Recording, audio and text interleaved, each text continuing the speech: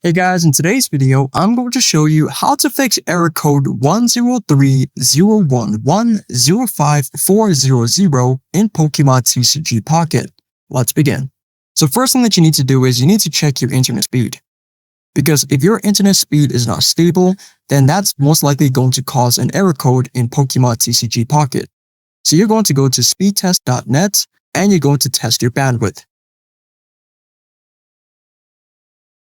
Now, the second option would be to look for your Pokemon game in your app section within settings. Then you scroll down and then look for storage. After selecting storage, you're going to select clear data in the bottom left corner and then select OK.